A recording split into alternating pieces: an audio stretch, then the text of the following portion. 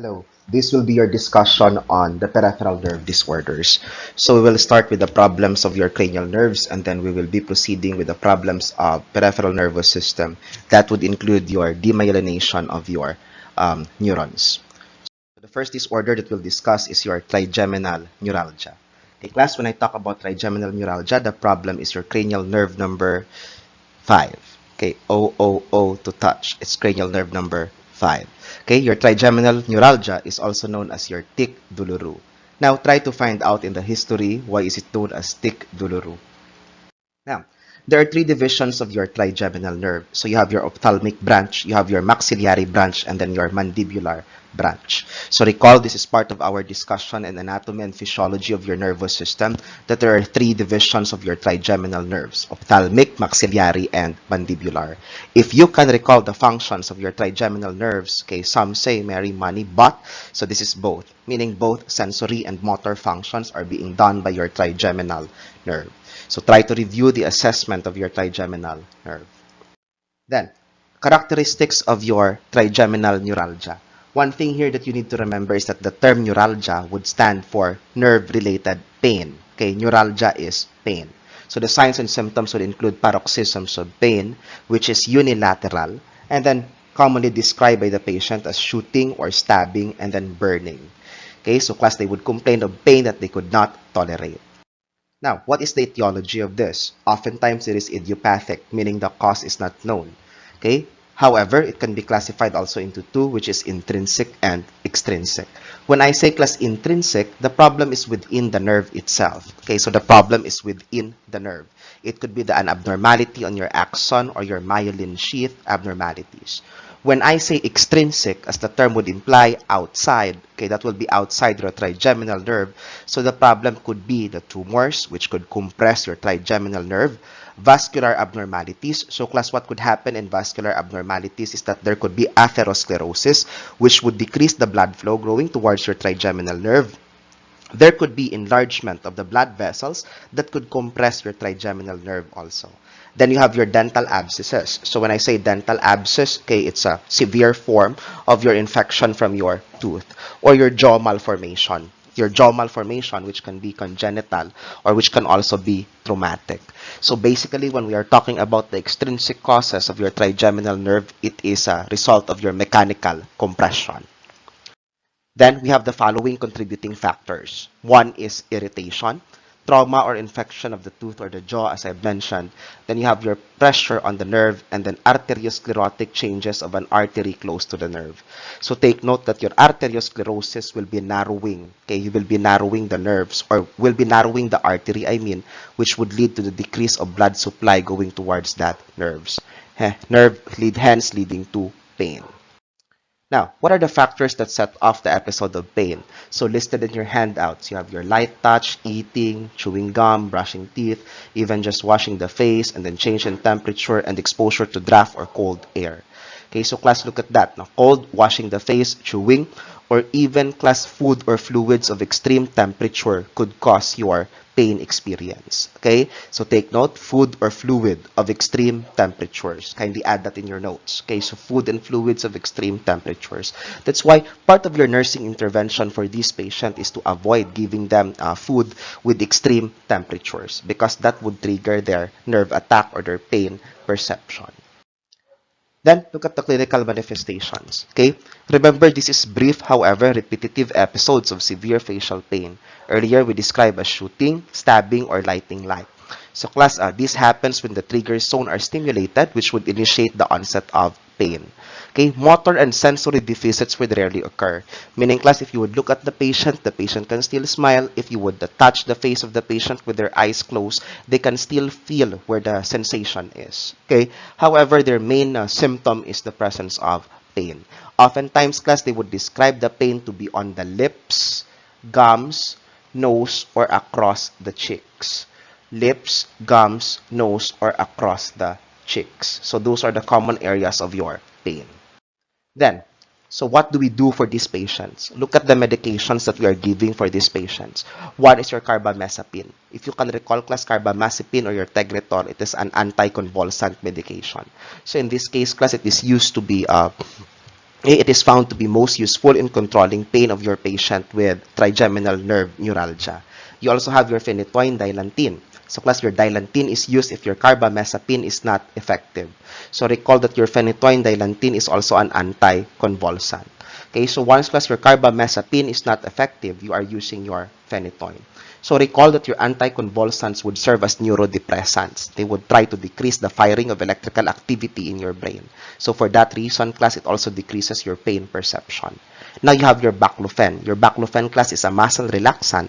Hence, it is commonly given if the cause of the pain is related to muscular spasms. Your gabapentin is also an anticonvulsant, okay, which has a muscle relaxing effect. Then you have your surgery. So class, the main surgery that is being done to the patient is referred to as rhizotomy. So you have two main kinds of your rhizotomy. You have your percutaneous rhizotomy and you have your retrogresserian rhizotomy. So class, for your percutaneous rhizotomy, it would involve partial destruction of the nerve. And what is being used there is the glycerol. Okay, glycerol class added to radiofrequency hit or by balloon compression of the nerve. So class, the effect of your percutaneous rhizotomy is facial numbness. Again, the overall effect of your percutaneous rhizotomy is facial numbness. Let's compare and contrast that with your retrogresserian rhizotomy. Thus, in your retrogresserian rhizotomy, there is total severing of the sensory nerve or surgical resection of the dorsal root. So meaning class, the entire dorsal root, okay, or the nerve root is being severed. Severed as in being destroyed surgically or being cut surgically. Okay? The purpose of that class is that it would lead to permanent anesthesia.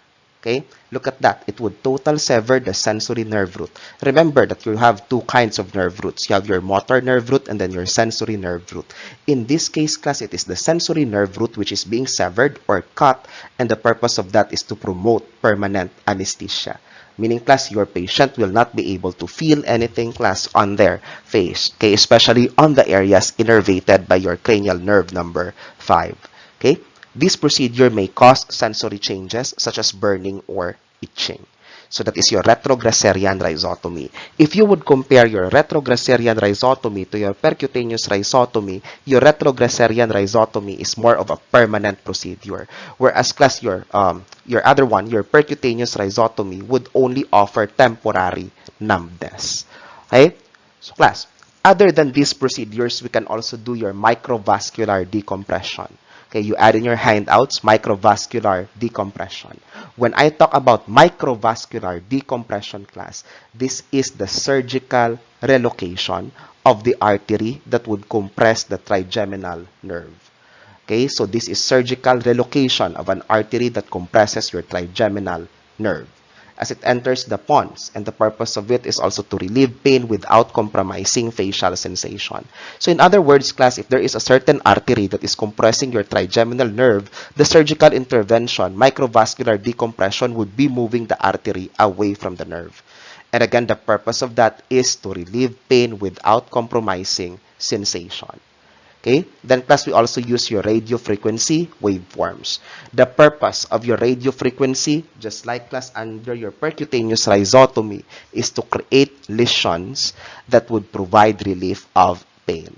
And these lesions, class, which is done by your radio frequency waveforms, are commonly targeted towards the sensory nerve, okay, or the sensory root of your trigeminal nerve.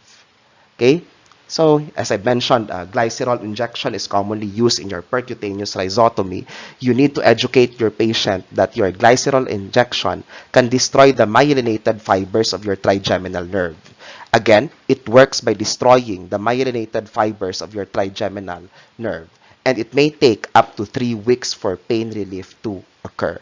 Again, it takes up to 3 weeks for the pain relief to occur. So this is being educated to our patients so that they will not expect that by the time they are done with the glycerol injection, their pain relief would already happen. Okay, so again, glycerol injection, it would destroy your myelinated fibers and it would take up to 3 weeks for your pain relief to occur. Then, nursing care. So your priority nursing diagnosis for this patient is pain. Okay, class, your pain may be acute or chronic. Commonly, class, it is acute because the pain is lasting for less than 6 months. Now, Your nursing intervention to avoid the pain experience of your patient is to avoid hot or cold food and fluid. Then class, we provide small feedings for this patient. Yes, there is a facial pain. Okay, there is pain on the face of your patient, but take note that your patient can still chew. Okay, and then oftentimes class, okay, this is a unilateral problem. So class, you are instructing your patient to chew on the unaffected side. Okay, unaffected side. Because of the pain and impaired gastric intake of your patient or impaired nutritional intake of your patient, they will be at risk for altered nutrition less than body requirements. So kindly specify that is less than body requirements. Then there could be impaired verbal communication because these patients class will not be able to verbalize effectively due to the pain experience that they are having.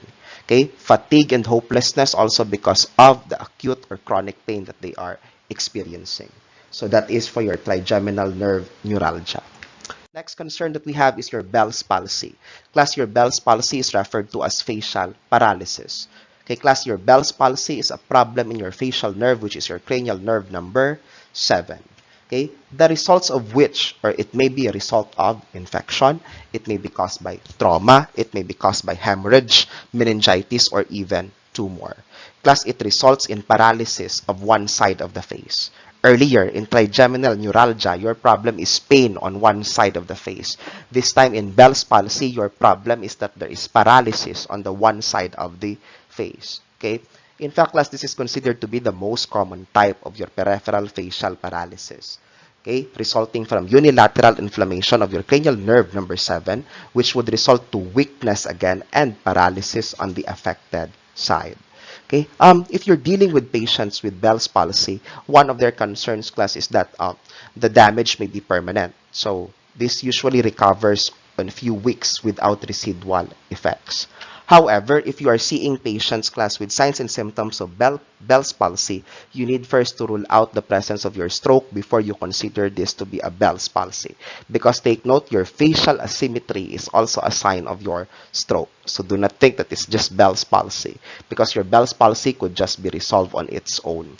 Patients with Bell's palsy do not need to be admitted. Next, class, this is your that one basically shows the area innervated by your facial nerve. So what are the precipitating factors? Okay, exact cause is again unknown. This is idiopathic. This may be a result of your vascular ischemia. So when I say ischemia, again, there is decrease of blood flow going towards your facial nerve. Okay, it may be triggered also, class, by your viral diseases. Examples of your viral diseases will be your herpes simplex, and then you also have your herpes zoster. So class, your herpes viruses has the capability of depositing in our nerves. For that reason, no, it could trigger your facial paralysis. And then class, you also have your autoimmune disorders. So class, if the reason is autoimmune disorders, it is less likely that your patient would be able to recover within weeks. Because the tendency is that if this is autoimmune, it would be chronic. And then the tendency is that the problem will be as long as the autoimmune disorder would last. Then, so you have your onset. So it's sudden. Again, it's unilateral. So class, the reason for this is edematous and inflammation of your nerves, then compression on the damaged area leading towards ischemia. And then later on, necrosis of the nerves. Okay? So class, the compression on the damaged area would result from the occluded blood supply. And because of the decreased blood supply, obviously there will be ischemia, which is the decrease on the amount of oxygen going towards that nerve, hence leading towards the necrosis of your nerve. So clinical manifestations. Initially, there will be numbness or stiffness on one side of the face. Okay, there is distortion of appearance. There is painful sensation, class, but look at the location of the pain. Okay, that would be on the face, behind the ear, and in the eye. And the class, there will be facial paralysis or facial drooping on the entire side. Okay, class, take note that your facial paralysis is unique to your Bell's palsy compared to your trigeminal neuralgia. As you can see now, both of them are experiencing pain. But one way also, class, for you to determine that this is Bell's palsy is that your patient is having facial paralysis. Okay? There is facial drooping on the entire side of the face. It is not only the lips and the eyes of your patient that would have the problem, but if you can notice, it would start here from the forehead, even going towards the cheeks. Okay? And the lower part here, class, of your mouth. Okay? So there will be drooping of the entire side of your face. Added to that class, there will also be inability to wrinkle the forehead, close the eye, and pucker the lip on the unaffected side. On the affected side. Now, inability to closing the eye would lead to eye dryness. Eye dryness class could possibly lead to keratitis, which will be inflammation of your eyes. So in that case, class, we need to exercise precautionary measures by using eye drops for your patient, and then sometimes we also apply your eye patch to protect the eyes of your patient. That is also secondary to the loss of your corneal reflex. So without class your corneal reflex, your blinking of your patient will not be happening. So there will be no protection from foreign substances that are possibly entering the eyes of your patient. Other than that class, there is voluntary emotional dissociation. In other words, the client cannot voluntarily show his or her teeth on the paralyzed side, but can show them with emotional stimulation, such as that causing smiles or laughter. Okay? Again, the client could not voluntarily show his or her teeth on the paralyzed side, but can show them when there is emotional stimulation that can cause your smile or laughter. Other than that class, there will also be a loss or impairment of taste over the anterior portion of the tongue, because take note, the anterior portion of your tongue is innervated by your facial nerve, and then you would also have speech difficulty. There is inability to eat, difficulty to chew, to swallow, and drooling on the affected side. Hence, our education for our patient is that they would be eating on the unaffected side. Okay, so physical assessment on the affected side. Okay, we have what we refer to as your Bell's phenomenon. So class, your Bell's phenomenon is characterized by the upward movement of the eyeball on closing the eye. It is also related or manifest as drooping of the mouth. There will be flattening of your nasolabial fold. So kindly identify where your nasolabial fold is. There will also be widening of your palpebral fissure. Kindly identify where your palpebral fissure is. And there will be slight lag in the closing of the eye. Okay, so class, kindly take note of those anatomical landmarks because that would help you in your assessment. Then, you have the medical management. We're talking here about steroids because one of the problem is inflammation. Hence, we give your anti-inflammatory medications. So the purpose of your steroids, such as your prednisone, is to reduce inflammation and edema. It would also reduce your vascular compression. It would also permit class the restoration of your blood circulation going towards the nerve.